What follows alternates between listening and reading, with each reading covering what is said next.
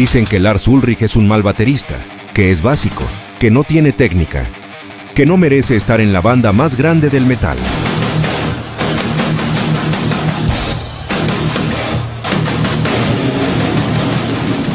Y durante años, esa frase se repitió como un eco interminable. Pero, ¿y si te dijera que todas esas críticas esconden algo? ¿Y si el baterista más atacado del metal es, en realidad, la pieza más importante del rompecabezas? Porque hay una verdad incómoda que casi nadie quiere aceptar. Sin Lars Ulrich, Metallica no existiría como lo conocemos. No tendría ese sonido, no tendría ese impacto. No habría conquistado estadios, generaciones, ni continentes enteros. Y no lo digo yo, lo dicen los propios bateristas que sí son considerados mejores. Los virtuosos, los técnicos, los que tienen la precisión quirúrgica, que los fans creen que Lars no tiene. Muchos de ellos, cuando escuchan Master of Puppets, se quedan en silencio, porque saben que esa batería no está ahí para presumir, sino para cargar el peso de una revolución. Pero la pregunta es esta: si Lars es tan malo, entonces ¿por qué nadie puede reemplazarlo? ¿Por qué cada intento de imaginar Metallica con otro baterista suena vacío? Suena correcto, limpio, pero no suena a Metallica. Y eso, para algunos, es imperdonable, porque es más fácil burlarse de la imperfección que aceptar que alguien imperfecto cambió la historia. Este no es un video para decirte que Lars es el mejor del mundo, tampoco para convencerte de que te guste. Es un video para mostrarte algo más profundo, que la grandeza no siempre se esconde en la técnica, a veces vive en la identidad. Así que quédate, porque si crees que conoces a Lars Ulrich, estás a punto de escuchar su historia de nuevo. Y tal vez, después de esto, no vuelvas a criticar la imperfección de la misma manera. Si esta historia ya te hizo pensar diferente, suscríbete y apóyanos con un like. Aquí contamos lo que otros no se atreven a decir. Seguimos. El origen del imperfecto insustituible. Lars Ulrich nació en Dinamarca, en 1963, en una casa donde la música no era un pasatiempo, era una obligación espiritual. Su padre, Torben Ulrich, era músico de jazz y un hombre obsesionado con el arte. En esa casa, crecer sin identidad era imposible. Cada disco, cada conversación, cada silencio, empujaba a Lars a preguntarse quién quería ser. De niño, su vida parecía estar destinada a otro camino. El tenis. Era bueno, muy bueno.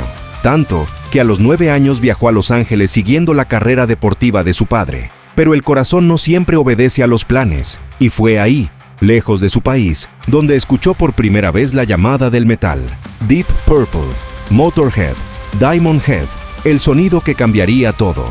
Lars no soñaba con ser el mejor baterista del mundo, ni siquiera soñaba con ser un gran baterista. Soñaba con pertenecer, con encontrar un lugar donde lo imperfecto, lo emocional, lo impulsivo, tuviera sentido. La batería fue su refugio, un instrumento donde no era necesario ser elegante para ser verdadero. A diferencia de otros músicos, Lars no aprendió copiando técnicas, sino persiguiendo sensaciones. Tocaba como sentía, golpeaba como pensaba. Cada acento, cada fill, cada pausa era una decisión personal, casi instintiva. Ahí empezó a nacer su mayor talento, no la ejecución, sino la dirección. Porque antes de ser baterista, Lars fue estratega. El niño que no sabía tocar como los demás fue, sin querer, desarrollando algo que no se enseña en ninguna escuela: el instinto para crear mundos, para detectar oportunidades, para unir personas, para construir algo más grande que él. Ese instinto fue lo que lo llevó a publicar un anuncio en un periódico local. Un anuncio que no prometía técnica, no prometía grandeza, prometía algo más poderoso: visión. Y fue ese anuncio lo que cambió su destino para siempre. Porque la respuesta a ese mensaje tenía un nombre que también cambiaría la historia: James Hetfield. El día que la historia empezó a sonar. Cuando Lars publicó aquel anuncio buscando músicos, no prometía virtuosismo, prometía hambre, prometía movimiento. Y James Hetfield, tímido, desconfiado pero cargado de fuego interno, respondió. El primer encuentro no fue perfecto, ni mágico, ni cinematográfico. Fue torpe, fue incómodo, pero algo se sintió inevitable. Lars no era el baterista que James imaginaba. James no era el guitarrista que Lars esperaba. Pero había algo que encajaba: la visión. Una banda que no quería ser parte del metal. Quería cambiarlo. No querían seguir reglas. Querían romperlas con tanta fuerza que nadie pudiera ignorar lo que estaban creando. Desde el inicio, algo quedó claro: Lars no sería recordado por solos espectaculares, ni por llenar cada compás de notas. Sería recordado por algo más difícil, ser el motor emocional que empuja al resto, el que decide el tempo no solo de la música, sino del destino de la banda. Ahí nació Metallica, en la intersección entre la fuerza de James y la visión de Lars, entre la técnica que aún se estaba formando y la identidad que ya estaba completa, entre la imperfección que muchos criticarían y el espíritu que terminaría llenando estadios enteros. Desde los primeros ensayos, Lars entendió algo que muchos músicos tardan años en aceptar. No se trata de tocar más, se trata de decir más con lo que tocas. Y para él, cada golpe era una declaración, cada pausa era un mensaje, cada error era parte de la identidad. No escondía su imperfección, la convertía en estilo. En ese punto comenzó el juicio público. Los primeros fans, los primeros detractores, los que decían, ¿es básico? Los que decían, es suficiente. Pero nadie imaginaba que ese baterista, tan lejos de la perfección técnica, estaba a punto de construir uno de los imperios más grandes de la música. Un imperio donde, aunque no lo quisieras aceptar, Lars Ulrich no podía ser reemplazado. Nace el baterista más criticado y más necesario. Cuando Metallica empezó a crecer, también crecieron las voces. Los aplausos eran fuertes, pero las críticas lo eran aún más. Había quienes amaban la energía de Lars, y había quienes no podían soportar que no tocara como un baterista tradicional. Esa dualidad sería su sombra para siempre. En la escena del metal, donde la velocidad y la técnica se convirtieron casi en religión, Lars apareció como una contradicción viviente. No era el más rápido, ni el más limpio, ni el más preciso, pero era el que hacía que todo sonara urgente, como si cada golpe pudiera derrumbar el mundo, como si la batería fuera un arma, y no una demostración matemática. Para muchos, esa imperfección era un error. Para Lars, era el punto de partida, porque mientras otros bateristas querían tocar correcto, él quería tocar histórico, que cada canción tuviera un sello, un acento, una marca que nadie más pudiera repetir. Y fue ahí cuando comenzó a surgir el concepto que cambiaría su carrera. El sonido Lars Ulrich, un estilo construido no sobre el cómo debería ser, sino sobre lo que se siente. Tom fills que parecían puentes emocionales, redobles que no buscaban mostrar talento, sino anunciar una tormenta. Los detractores decían, podrían poner a otro y sonaría mejor. Pero los fans que lo entendían respondían algo más profundo. Sí, pero no sonaría a Metallica, porque la técnica puede perfeccionarse. La identidad, no. Uno por uno, los discos empezaron a demostrarlo. Kill 'Em All, Ride the Lightning, Master of Puppets. Cada álbum tenía un Lars diferente, pero siempre reconocible. Evolucionaba, sí, pero jamás traicionaba su esencia. Y aunque las críticas no paraban, algo se volvió evidente. Podías no amar su forma de tocar, pero no podías negar que sin él, la banda no respiraba igual. El sonido que nadie más pudo inventar. Cuando Metallica entró al estudio para crear álbumes como Injustice for All y el Black Album, la presión era brutal. Era el momento donde los errores se pagan caro, donde las decisiones podían convertirlos en leyendas o en una anécdota más del metal. Y ahí, nuevamente, apareció Lars desde un lugar que pocos entendían. La composición desde la batería, porque para él, tocar no era seguir la guitarra, era dirigirla, moldearla, decidir cuándo debía respirar, cuándo debía correr, cuándo debía estallar en 1000 pedazos. Su valor no estaba en las manos, estaba en la mente. En el estudio, Lars no era el músico que obedecía, era el que cuestionaba, el que decía, este coro no va aquí, este riff necesita espacio, este puente podría explotar si lo dejamos respirar. Y aunque a muchos les cueste aceptarlo, uno de los bateristas más criticados del mundo, fue también uno de los arquitectos principales del sonido de Metallica. Por eso, reemplazarlo nunca fue una opción real, porque no se trataba de encontrar un baterista mejor. Se trataba de encontrar uno que pensara como él. Uno que entendiera que Enter Sandman no necesitaba demostraciones técnicas, sino una batería que caminara como un gigante. Una que sostuviera el peso de un coro que conquistaría estadios enteros. Los productores lo sabían, los compañeros lo sabían, incluso los músicos que lo criticaban lo sabían. Muchos podrán tocar más rápido, muchos podrán tocar más limpio, pero nadie, absolutamente nadie, podía tocar como Lars Ulrich. Y aquí nace la paradoja que pocos aceptan. La perfección no garantiza la inmortalidad. La identidad, sí. Puedes afinar un ritmo, puedes pulir una técnica, pero no puedes fabricar ese fuego interno que hace que una banda suene como si estuviera peleando por su vida. Eso era Lars. Eso sigue siendo. Y es por eso que, aunque el mundo grite lo contrario, él no puede ser reemplazado.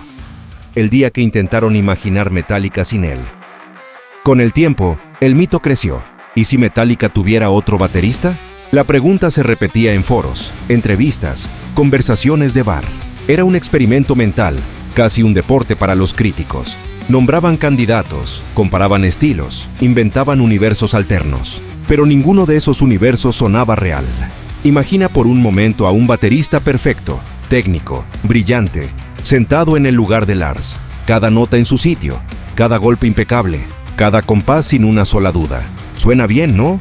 Pero si cierras los ojos, esa no es la banda que cambió la historia, porque Metallica no fue construida sobre la perfección. Fue construida sobre el riesgo, sobre decisiones que parecían locuras, sobre errores convertidos en estilo, sobre dos amigos que creyeron que podían llevar el metal más lejos que nadie. Y eso no se reemplaza con un metrónomo. Los propios miembros de la banda lo saben, y lo han dicho. Cuando Lars falta a un ensayo, algo se rompe, la química cambia. La banda se siente como una versión incompleta de sí misma, como si una pieza invisible, pero esencial, se hubiera quedado fuera de la habitación. Los fans que crecieron con Metallica también lo sienten, aunque no puedan explicarlo. Esa batería, a veces desordenada, a veces cruda, les recuerda por qué se enamoraron del metal en primer lugar. Porque no es perfecto, es humano. Es una lucha constante entre lo que se quiere tocar y lo que se logra tocar. Y en esa lucha, Lars es el espejo. Ahí está la respuesta. No es que no existan bateristas mejores, es que ninguno podría traer consigo la historia, la química, la terquedad, la visión y el corazón que hicieron que la banda llegue hasta donde está. La técnica puede reemplazarse, el legado no. Y es por eso que, aunque el mundo entero lo critique, el lugar de Lars Ulrich está asegurado donde importa, en la memoria del metal. El valor de ser imperfecto. Con los años, Lars Ulrich se volvió un símbolo, no solo del metal, sino de algo más profundo, el permiso de no ser perfecto, y aún así crear lo imposible.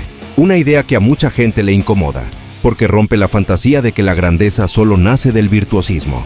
Pero Lars lo demostró en cada etapa de su carrera. Desde los días frenéticos del Kill 'Em All hasta la madurez del Black Album, su batería cambió, su sonido cambió, él cambió. Y aún así, algo permaneció intacto, su esencia, un latido rítmico que seguía empujando a Metallica hacia adelante, aunque el mundo insistiera en empujarlo hacia atrás. Ser imperfecto, para Lars, nunca fue un defecto. Fue el punto de partida. Fue la chispa que lo hizo estudiar, fallar, intentar de nuevo. Y sobre todo, decidir qué tipo de artista quería ser. Podría haber dedicado su vida a la técnica. Podría haber tratado de complacer a los críticos. Pero si lo hubiera hecho, tal vez habría perdido lo más valioso que tenía, su voz. Porque hay algo que los libros de música no enseñan. No basta con tocar bien, hay que tener algo que decir. Y Lars siempre tuvo algo que decir. A veces se escuchaba en un golpe de tarola, a veces en un silencio incómodo antes del riff, a veces en una nota sostenida que parecía romper la respiración del público. Esa es la parte que muchos no ven, que las imperfecciones no lo hicieron menos músico, lo hicieron más humano, y esa humanidad fue lo que conectó con millones. Gente que no quería escuchar máquinas perfectas, sino personas reales luchando contra sus propios límites. Por eso su historia importa, no porque sea el mejor, sino porque se atrevió a ser el mismo cuando hubiera sido más fácil imitar. Y al hacerlo, sin quererlo, le dio a otros músicos el valor de intentar lo mismo. La razón por la que no se puede reemplazar a Lars Ulrich. Al final de todo, cuando miramos la historia de Lars Ulrich desde lejos, es fácil caer en la trampa de medirlo como se mide a cualquier otro baterista. Contar errores, comparar velocidades, analizar fills como si fueran ecuaciones, juzgar grabaciones antiguas como si la historia fuera una competencia de pulcritud. Pero Lars Ulrich nunca jugó ese juego, nunca quiso ser evaluado con las reglas del virtuosismo tradicional. Y quizá, sin decirlo, nos estaba proponiendo algo más grande, una forma diferente de entender lo que significa ser músico. Porque si la perfección fuera el único camino hacia la grandeza, el mundo estaría lleno de leyendas, las academias estarían repletas de genios, los escenarios saturados de técnicos impecables. Y no lo están, porque el talento no es solo habilidad, es voluntad. Es visión, es identidad. Eso es lo que hace que Lars sea insustituible. No su técnica, sino su manera de sentir la música. No la precisión, sino la intención. No la velocidad, sino la dirección. Cuando él golpea la tarola, no oyes a un baterista, Oyes a un arquitecto emocional marcando la ruta de una banda entera. Y sí, muchos pueden tocar sus partes de forma más limpia. Muchos pueden replicar sus grooves, copiarlos, mejorarlos, subirlos a TikTok como demostración de sus capacidades. Pero ninguno, absolutamente ninguno, puede tocar esas mismas partes y hacer que el mundo diga, eso suena a Metallica, porque lo que se copia con facilidad, también se olvida con facilidad. Pero lo que nace de la identidad, permanece. Y es por eso que hoy, después de décadas de críticas, memes, comparaciones y burlas, la pregunta nunca fue, ¿es Lars el mejor? La pregunta correcta es, ¿quién podría haber sido él? ¿Quién más habría construido esa historia, con esas decisiones, con esa energía imperfecta que cambió el metal para siempre? La respuesta es simple, nadie. La historia que se vuelve espejo. Dicen que Lars Ulrich es un mal baterista, que es básico, que no merece el lugar que tiene, que hay cientos mejores. Y quizá, técnicamente, tengan razón. Pero la técnica nunca fue lo que cambió la historia. La historia la cambia quien se atreve a empujar una puerta que nadie más se atrevió a tocar. La historia la cambia quien soporta la burla, la duda, el señalamiento, y aún así sigue diciendo, este soy yo, porque al final, todos somos un poco Lars Ulrich, un poco imperfectos, un poco ruidosos, un poco torpes, un poco incapaces de ser lo que otros esperan de nosotros. Y aún así, capaces de construir algo que nadie más podría construir.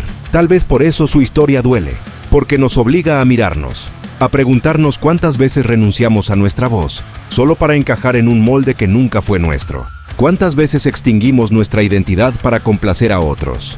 Lars no lo hizo, y por eso está aquí, no por tocar mejor, sino por tocar como nadie, por recordarnos que no tienes que ser perfecto para ser inolvidable, que no tienes que ser el mejor para cambiar el mundo, solo necesitas ser tú. Así que, si esta historia te hizo pensar diferente, si te recordó alguna parte de ti que habías olvidado, si te dio permiso de aceptar tus propias imperfecciones, suscríbete a Crónicas del Baterista. Dale like, deja un comentario. Cuéntame, ¿qué opinas ahora de Lars Ulrich? Aquí no venimos a idolatrar, tampoco a destruir.